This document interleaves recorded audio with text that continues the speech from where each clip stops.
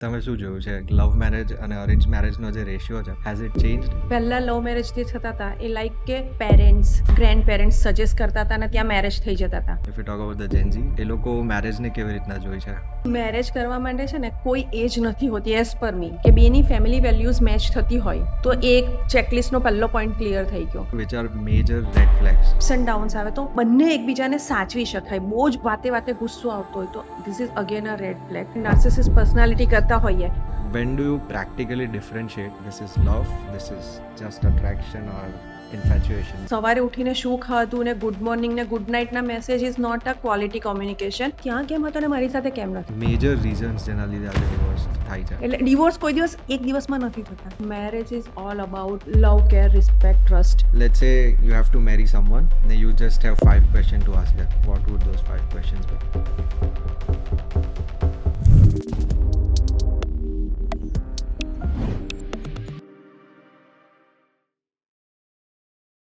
So 21 years working in the marriage industry, તમે શું જોયું છે લવ મેરેજ અને અરેન્જ મેરેજનો જે રેશિયો છે હેઝ ઇટ ચેન્જડ? હા, એટલે થોડો ચેન્જ થયો છે. પહેલા લવ મેરેજ જે થતા હતા એ લાઈક કે પેરેન્ટ્સ ગ્રેન્ડ પેરેન્ટ્સ સજેસ્ટ કરતા હતા અને ત્યાં મેરેજ થઈ જતા હતા. જેમ જેમ એજ્યુકેશન વધ્યું એમ કેન્ડિડેટની પોતાની ચોઈસ વધી ગઈ. એટલે પોતાની ચોઈસ હોય એટલે મને આ ગમે છે, કરવું છે, એટલે લવ મેરેજ ધીરે ધીરે વધી રહ્યા છે. પણ એવું નહીં કહેવાય કે લવ મેરેજ જ ડોમિનન્ટ કરે છે. So many factors are there. Okay, so હજુ એ ટાઈમ નથી આવ્યો કે આપણે એવું કહી શકીએ કે લવ મેરેજ નહીં નહીં ડોમિનેટ નહીં થઈ નહીં ગયા? નહીં નહીં ઓકે, લવ મેરેજ ડોમિનન્ટ નથી કરતા. For nice. Successful marriage you need, એટલે મારું જે ઓબ્ઝર્વેશન છે 21 વર્ષમાં, કે તમે કંઈ પણ રીતે સર્ચ કરી શકો ગૂગલ કે કંઈ પણ કરશો તો ખ્યાલ આવશે કે arrange marriage dominance for a successful marriage life. Right, but there is also a concept of arrange cum love કે ભાઈ યસ છે you yes are in a yes yes relationship but you get the family yes together, yes compatibility check કરો અને પછી થાય. 100%. મારે ત્યાંથી કેટલા બધા મેરેજ એવા થાય. સી, હવે તો ઝેનઝીનો યુગ ચાલે છે તો મારે ત્યાં એટલા બધા એવા મેરેજીસ થયા છે કે વી સિલેક્ટ પ્રોફાઇલ ફોર ધેમ, મળ્યા પછી એ લોકોને એટલો બધો સમય આપીએ કે ફર્સ્ટ એ લોકો ફ્રેન્ડશિપ થઈ જાય. ફ્રેન્ડશિપ પછી એ લોકોને એટલું બધું સારું લાગે, કમ્ફર્ટેબલ થઈ જાય. એટલે બોન્ડ ગેટ્સ. જ્યારે એ લોકોના મેરેજ કે એન્ગેજમેન્ટ થાય ને એટલે ફેમિલી વાળા પૂછે તમારા લવ મેરેજ છે? કેમ કે ના અમારા અરેન્જ મેરેજ છે પણ vivamarriage.com માંથી થયા છે ને વી feel it like a love marriage. ને હમણાં છેલ્લા 1 વર્ષનો રેકોર્ડ તો એવો છે કે મને 70% ને સામેથી કીધું છે કે અમને એવું ફીલ થાય છે કે અમારા અરેન્જ મેરેજ નથી, લવ મેરેજ. ઓકે, પણ તમે જો જેનઝી લોકોની વાત કરો, hmm if you talk about the Gen Z હા people born after 2000 may be, હા એ લોકો મેરેજને કેવી રીતના જોઈ છે? બીકોઝ લિવ ઇન રિલેશનશિપ્સ અને એવા કોન્સેપ્ટ હવે એમર્જ થાય છે. હા સો તમને એવું લાગે કે after 15 years may be people won't get married at all, કારણ કે કોઈ હા. મતલબ જ નહીં બનશે? હું એટલું લાંબુ નથી કહેતી કે પછી શું થશે આટલા વર્ષો પછી. પણ હા, ઝેનઝીની વાત કરીએ તો so many things happening around. એટલે કેવું છે કે આપણે બધાને ખબર છે કે રિલેશનશિપની બહુ બધી નાની નાની ડેફિનેશન આવી ગઈ છે. સિચ્યુએશનશિપ હોય કે બેન્જિંગ હોય, બધું બહુ જ બધી, એટલે ઘણી તો મને નામે નથી ખબર. તો આમાં એક પિયર પ્રેશર, ફેમિલી પ્રેશર, પછી કરિયર પ્રેશર હોય, અને સાથે સાથે એટલા બધા ઓપ્શન્સ મળે. ફેમિલીમાંથી બતાવે, ફ્રેન્ડ્સમાંથી બતાવે, અમે મેરેજ બ્યુરોમાંથી બતાવે, સોશિયલ મીડિયામાંથી કેટલું બધું મળી જાય. તો કન્ફ્યુઝ થઈ જાય છે, કમ્પેરિઝન બહુ કરે છે. કે એવું હોય છે કે પેલું આપણી સર્ફની એડ છે ને, ઇસકી સાડી મેરી સાડી સે સફેદ કેસે. તો કોઈની પાસે છે એનાથી મને સારું જોઈએ. મારી પાસે iPhone 16 છે, અરે 17 Pro લેવાય, મેક્સ લેવાય, આવું બધું છે. તો લાઈફ પાર્ટનરમાં બી આવું થવા માંડ્યું છે. એટલે કન્ફ્યુઝ થઈ ગયું છે આજનું ઝેનઝી, એવું મેં ઓબ્ઝર્વ કર્યું છે. Exactly confuse. અને તમે ઓપ્શનવાળી વાત બહુ સરસ કરી કે there are so many, if I log in on a dating app, તો મારી પાસે એટલા બધા ઓપ્શન્સ છે કે મેં થાઉઝન્ડ્સમાંથી એક સાથે વાત કરું છું તો બી મને એવું લાગશે કે ઇઝ ધીસ ધ વન? આની કરતાં કંઈક સારું પછીના ઓપ્શન્સ જે મેં હજુ જોયા નથી થતો ને એ back of the mind always રહે છે. ઓલવેઝ ચાલુ. એટલે આઈ થિંક ઓપ્શન્સ બહુ મોટો પ્રોબ્લેમ છે આમાં. હા. અને you also talked about situationships. Situationship is basically કે બધું જ છે પણ you don't give that a tag, કે યુ વોન્ટ ટેલ કે yes you are my girlfriend કે yes you are my wife. આ કમિટમેન્ટનો ફિયર જેનઝીમાં કેમ આવે છે, કઈ રીતના આવે છે? એટલે આ જ બધા pressure, confusion is the main problem મારા હિસાબે. કે જ્યારે તમારે શું કરવું છે ને, તમારો ગોલ અલાઈન હોય ને તો તમે એ ગોલ સુધી પહોંચો. સે ફોર એક્ઝામ્પલ કે મારે એક ડૉક્ટર બનવું છે, તો મારો એક ગોલ જ છે કે ડૉક્ટર, પણ એમાં બી હજુ સ્પેસિફિક જાઉં કે I want to be a gynaecologist, તો એ મારો એક ગોલ થશે. એમાં બી મારે ઓબેસિટીમાં જવું છે, આઈવીએફમાં જવું છે, એ સ્પેસિફિક થઈ જશે.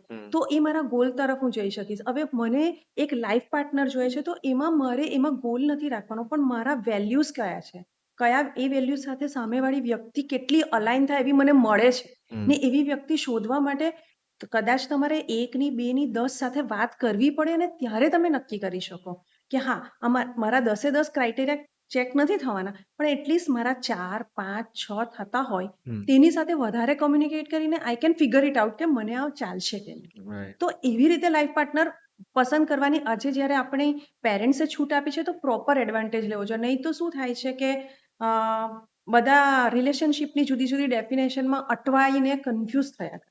રાઈટ. એટલે પ્રોપર વે છે કે તમારે કઈ રીતે આગળ વધવું છે. સો મે બી ફ્રીડમનું થોડુંક અબ્યુઝ થાય છે ઇન ધ ન્યુઅર જનરેશન, એવું આપણે કહી શકીએ. Yes. Right. So what do you think? ઠીક છે, ચાલો રિલેશનશિપ્સ ને આજકાલ બધું ચાલે છે. મે બી એવરેજ એજ જે લોકો લગ્ન કરે છે એ બી થોડીક પુશ થઈ છે. હા. But what do you think is the right age? Like, there's a concept on internet called 21 versus 31, હા. જે બહુ એક્સ્ટ્રીમ છે, I know, હા. પણ what do you think is the right age? કે right age છે બી, કે પછી you just ના, need to have the mindset, કે પછી ના, એ એકચ્યુઅલી મેરેજ કરવા માટે છે ને કોઈ એજ નથી હોતી, એઝ પર મી. તમે mentally, physically, emotionally, psychology ready હોવ એ ટાઈમ પર તમારે લગ્ન કરવા જોઈએ. એ મેલ ફિમેલ બંનેને લાગુ પડે. ઓકે. તમારી પાસે પૈસા છે, તમે એકદમ સરસ સેટ છો કરિયરમાં, પણ તમે ઇમોશનલી સપોર્ટ આપવા માટે નથી રેડી, તો તમારાથી લગ્ન નહીં થાય. જો તમે ફેમિલીની સાથે બોન્ડિંગ, કરિયર બોન્ડિંગની સાથે ફેમિલી બોન્ડિંગ પણ કરી શકવા જોઈએ. તમે એક રિલેશનમાં આવો તો બહુ બધા સ્ટ્રેસ પણ આવી શકે, એન્ઝાયટી આવે, તો એ તમે કેવી રીતે મેનેજ કરો છો?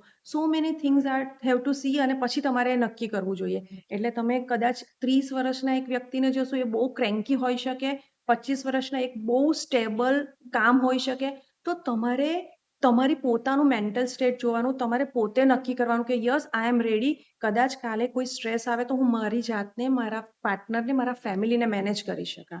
અને બહુ ખુશી આવે તો બધા મેનેજ થાય, જ્યારે સ્ટ્રેસ આવે કે કઈ તકલીફ આવે ત્યારે મેનેજ કરી શકો, એ ટાઈમ યોગ્ય કહેવાય. પણ એ કેવી રીતે સિલેક્ટ કરવાનો? એના માટે તમારે તમારી જાતને જ પૂછવું પડે.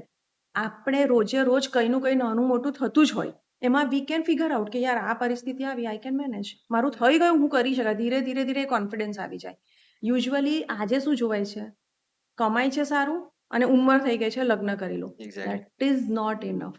Exactly. એટલે તમે 65 વર્ષના વ્યક્તિ બી મારી પાસે આવે છે, અને 45 વર્ષના બી આવે છે, જેને ફર્સ્ટ મેરેજ હોય છે. પણ હું એવું માનું છું કે તમારી રેડીનેસ કેટલી છે, એ પરથી તમારે નક્કી કરવું જોઈએ કે કઈ એજ છે. રાઈટ. સો આના પરથી મને એક બહુ ઇન્ટરેસ્ટિંગ ટોપિક યાદ આવ્યો, કે પ્રી મેરિટલ કાઉન્સેલિંગ તમે કરો છો લોકોનું.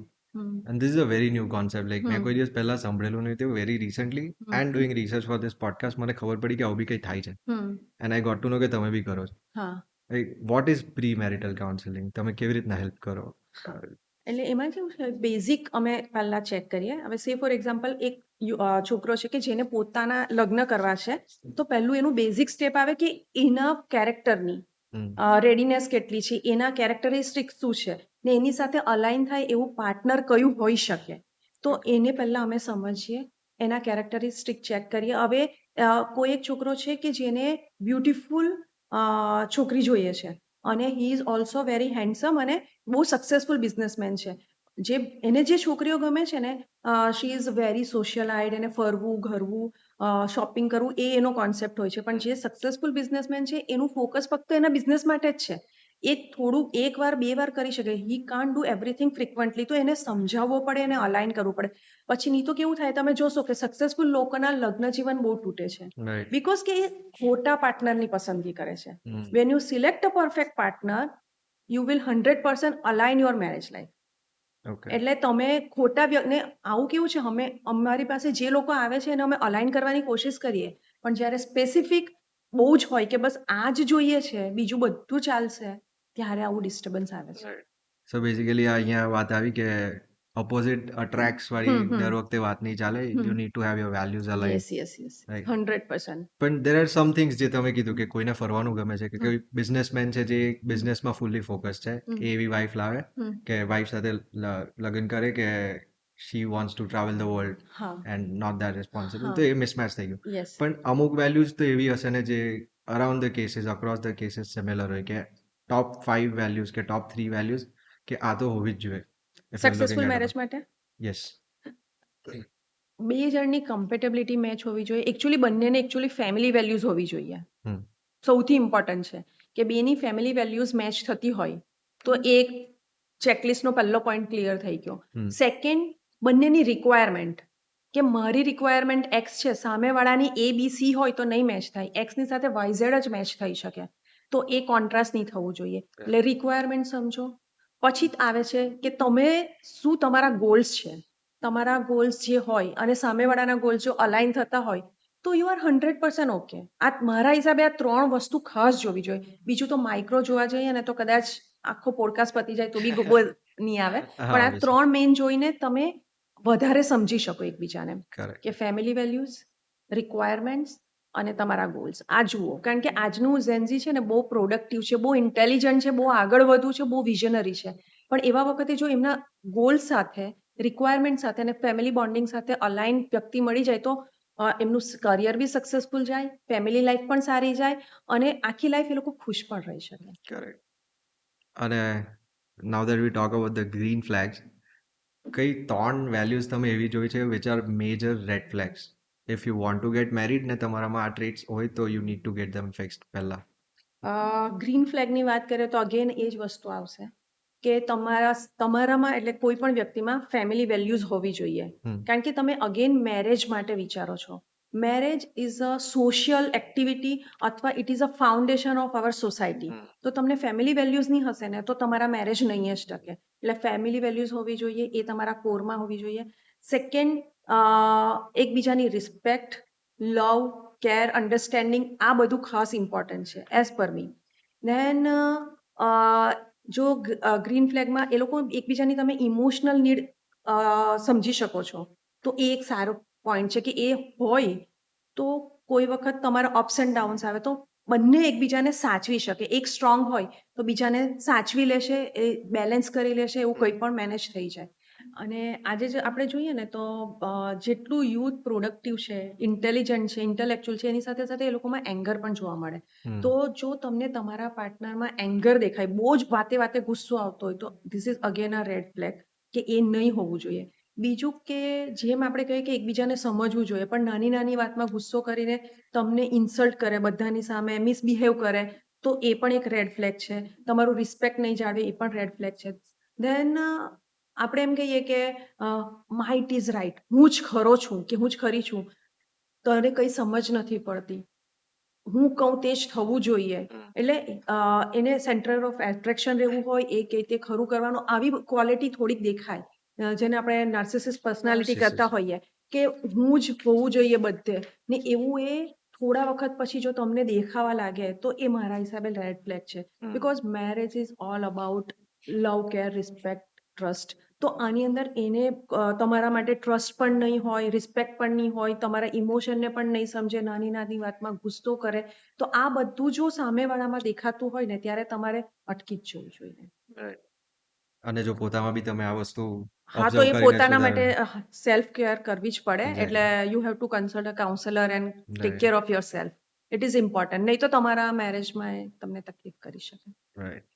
સો I think centre of point મને અહીંયા રિસ્પેક્ટ લાગે છે, કે respect is the yes base. એની યસ ઉપર બધું બસ વર્કેબલ વસ્તુ છે, કે એની પર તમે 100%. કામ કરી શકો. એટલે પ્રેમ કોની સાથે થાય? બધાની સાથે નથી થતો. હમ જેની સાથે રિસ્પેક્ટ હોય ને એની સાથે Exactly. પ્રેમ થાય. એટલે ફિમેલ માટે સ્પેસિફિક હું એવું કહીશ કે તમે એક રિસ્પેક્ટ આપો ને તો એને પ્રેમની લાગણી ફીલ થાય, હમ કે આ મને કેર કરે છે, મારું ધ્યાન આપે છે, રિસ્પેક્ટ કરે છે, તો એમાં એનું બધું જ આવી જતું હોય. રાઈટ. ખાલી તમે પ્રેમ કરો અને પછી એની સાથે તોછડો વ્યવહાર કરો, ગમે તેમ બોલો, ગુસ્સે કરો, તો એ થોડા ટાઈમનો પ્રેમ અને આ 24 કલાકનો ગુસ્સો, 23 કલાકનો ગુસ્સો એ નહીં ચાલે. હમ તો ધીસ ઇઝ વોટ કે respect is a main foundation. Right.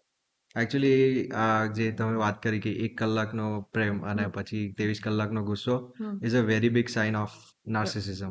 હા, યસ, વેરીડ બિહેવિયર હમ, અને playing with someone's negative emotion એક નાર્સિસિસ્ટ પર્સનનો સૌથી મોટો ટ્રેટ સૌથી હોય. મોટું ટ્રેડ. વિચ જે લોકોને બહુ ખબર નહીં હોય. હા, એટલે લોકો નાર્સિસિસ્ટ લોકો સાથે રહેતા હોય પણ એ લોકોને ખબર નહીં પડે કે આઈ એમ લિવિંગ વિથ અ નાર્સિસિસ્ટ હા, which is a very bad thing જે બરાબર. પછી આઈ થિંક બહુ ખરાબ. પણ એ લોકોનું એવું હોય કે પહેલા થોડા સારા રહી, નજીક આવવા દે અને પછી જે નજીક આવે એક્ઝેક્ટલી એટલે લિટરલી ફાયર એન્ડ ફાઇટ મોડમાં જ હોય એ લોકો. એક્ઝેક્ટલી ને રાઈટ. એ લોકોને છે ને પેલું એવું ગમે કે તમે એના સબમિસિવ બિહેવિયરમાં લાવીએ, સામેવાળા આવી જાય તો એ ખુશ હોય, right otherwise they are not happy. Exactly right. Okay, so let's talk about talking stage. તમે જ્યારે કોઈ બે પ્રોફાઇલ્સ મેચ કરો હમ, તો ઓબ્વિયસલી વાત કરવાથી ચાલુ થાય, that is the talking stage. હા. એ હવે ધીરે ધીરે લાંબુ થાય છે. પહેલા લોકો કદાચ 2 મહિનામાં ડિસિઝન લેતા હતા, now may be 6 months. I am starting from my side. એટલે હું જ્યારે મેં છોકરા જોવાની શરૂઆત કરી હતી એ વખતે મને 3 મીટિંગ કરવા મળેલી. પહેલી મીટિંગ પેરેન્ટ્સે કરી, બીજી મીટિંગમાં મને એવું કીધું કે ત્રીજી મીટિંગ તો જ કરવા દેજો તું હા પાડવાની હોય તો. એટલે મારી હા હોય તો જ મારે ત્રીજી મીટિંગ કરવાની હતી. That was the scene.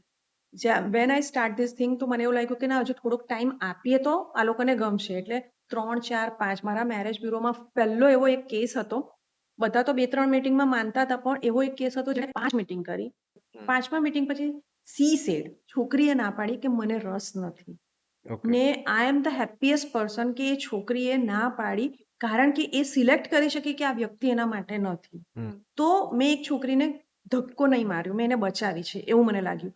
અને મને ત્યારથી જ એવું થયું કે ના, I have to give more chance. એટલે ત્યારથી હું મેક્ઝિમમ કોમ્યુનિકેશનનો ટાઈમ આપું. એટલે એ બધા કહે ને કે અમારી 2 ફેમિલી મીટિંગ થઈ ગઈ, 4 વાર વાત થઈ ગઈ, તો હું ઓલવેઝ કહું કે તમે ટાઈમ આપો.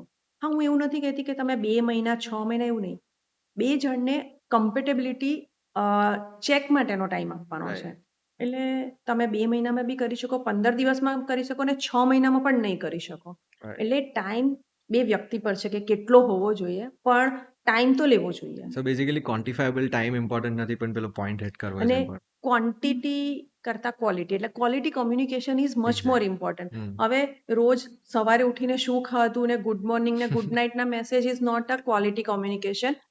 કોમ્યુનિકેશન ઇઝ લાઈક કે આજનો દિવસ કેવો ગયો, એમાં શું એમણે ફેસ કર્યું, એનો તમે તમારા તરફથી શું માઇન્ડસેટ હતું, એનું શું માઇન્ડસેટ હતું, કંઈક એટલે ખ્યાલ આવે કે કોઈ પ્રોબ્લેમ સોલ્વિંગ છે, ઇમોશન છે, એ કનેક્શન્સ અહીંયા બેસે છે.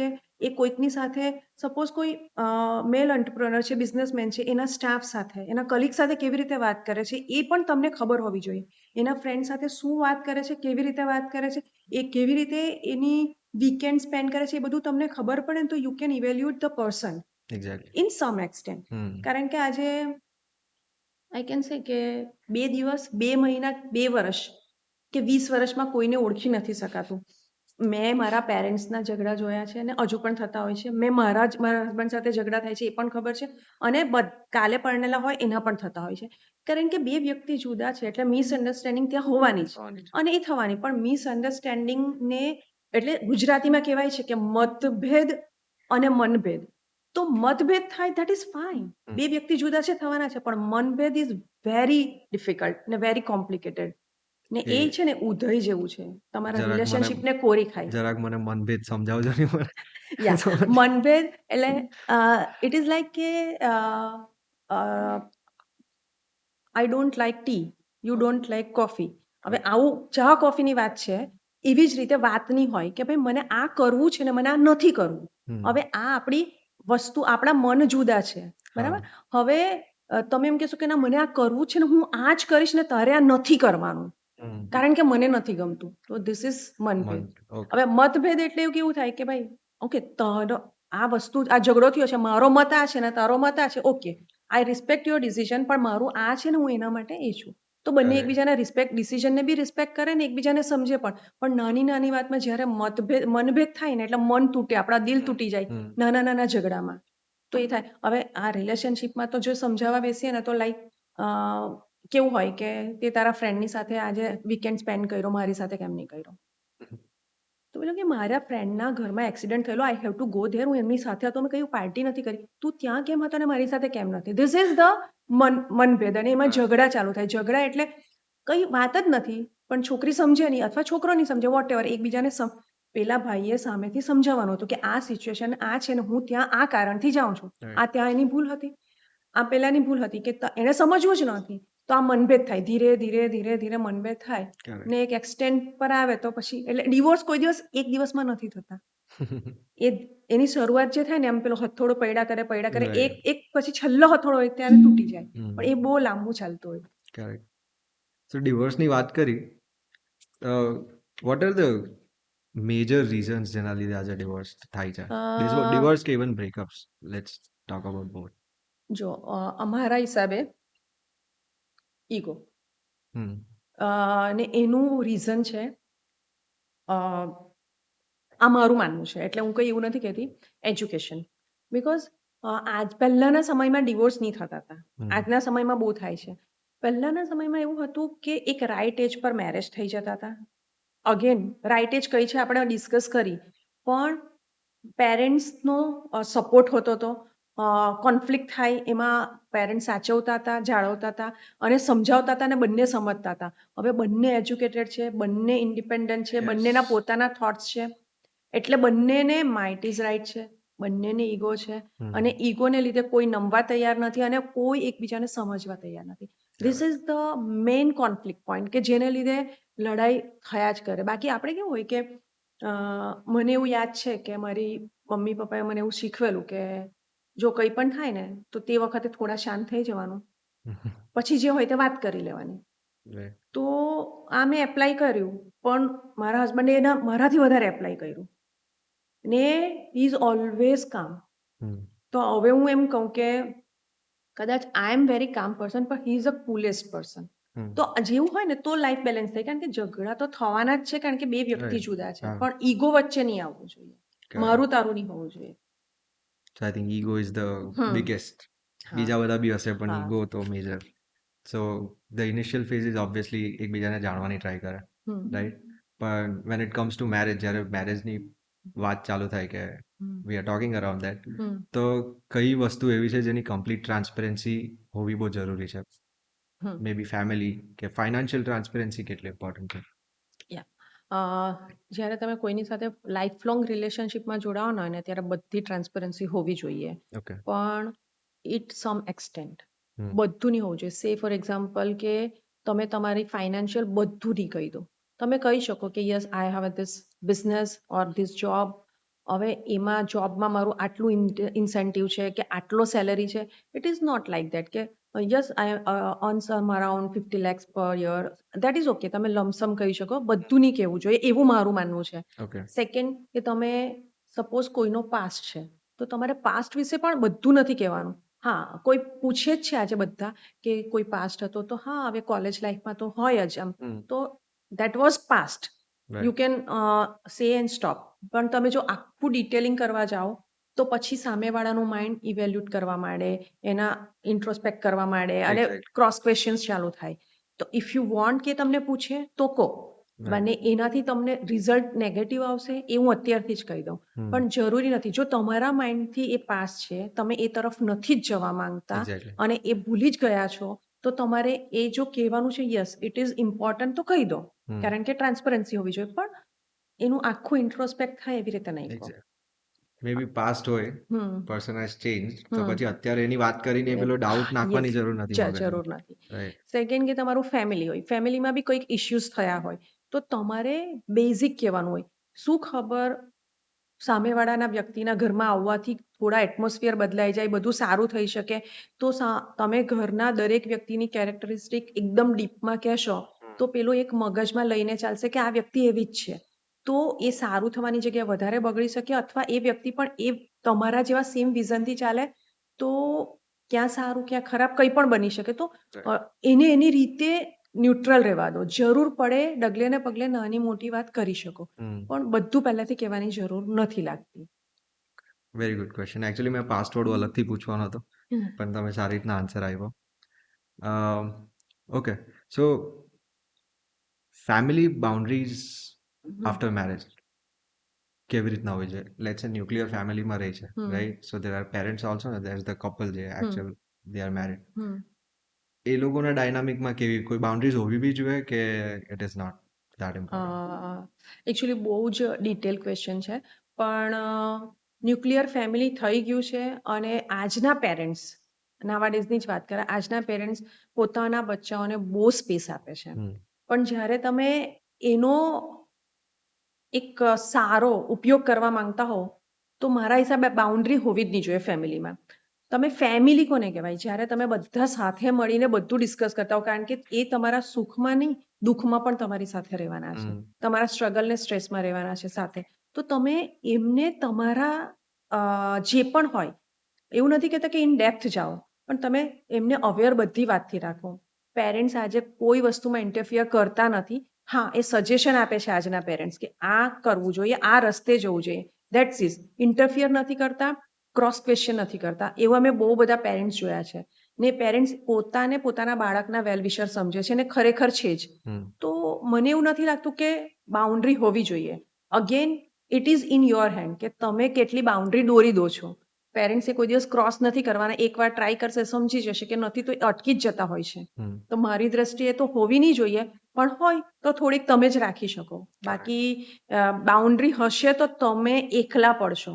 રાઈટ ફ્રેન્ડ્સ ચોક્કસ હોય છે સાથે પણ ફેમિલી જેટલા તો નહીં જ.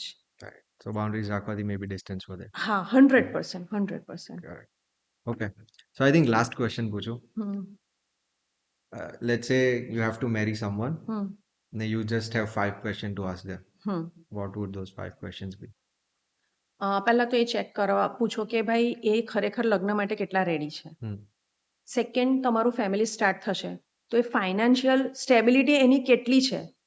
તમારા કયા એજ પર મેરેજ થાય છે એની ઉપર આ ડિપેન્ડ કરે છે. સપોઝ તમે 35 કે 30 પછી મેરેજ કરો છો તો સામેનું વ્યક્તિ ફેમિલીની રિસ્પોન્સિબિલિટી લેવા કેટલું રેડી છે એક મેલ માટે અને જો ફિમેલ હોય તો એ વર્કિંગ હોય તો એ ફેમિલીમાં કેટલી એડજસ્ટ થઈ શકશે કારણ કે બીજા ફેમિલીમાં જવાનું એટલે ફેમિલીની રિસ્પોન્સિબિલિટી એણે લેવાની છે. હમ એક વહુ બનવાથી બધી જવાબદારી નહીં પણ એક વહુની એક નાની જવાબદારી મેનેજમેન્ટની જવાબદારી એ હોય જ તો એનું વર્ક લાઈફ એ કેટલું બેલેન્સ કરી શકશે એ ચેક કરવાનું. સેકન્ડ એ ઇમોશનલ કેટલું મેનેજ કરી શકે કારણ કે આજે બધા કામ કરે છે તો એવા વખતે રોજ કંઈ ને કંઈ સ્ટ્રેસ હોય તો ઇમોશનલ સપોર્ટ આપવા માટે એ કેટલી રેડીનેસ છે હમ તે એ પણ ચેક કરવી જોઈએ. અને બહુ અગત્યનું રિસ્પેક્ટ કોઈ પણ સિચ્યુએશન હોય સ્ટ્રેસ હોય ગુસ્સો હોય એન્ઝાયટી હોય પણ પોતાના પાર્ટનરને કેટલું રિસ્પેક્ટ આપે છે ને એનામાં ફેમિલી બોન્ડિંગની ક્વોલિટી કેટલી છે that is much more important. આટલી વસ્તુ જો તમને ખબર પડે ને તો તમે સામેવાળાને બહુ વધારે સારા ઇવેલ્યુએટ કરી શકો. nice very nice answer very nice answer and a very good episode I would say thank you for coming thank you for having me. I hope આ એપિસોડ સાંભળીને ઘણા જેન્ઝી લોકોનું મગજ થોડું કામ આપતું થશે અને ફ્રસ્ટ્રેટેડ પેરેન્ટ્સ ખુશ થશે જે લોકો કહેતા છે કે ભાઈ અમારે તમે તો સાંભળતો જ નથી but thank you for coming.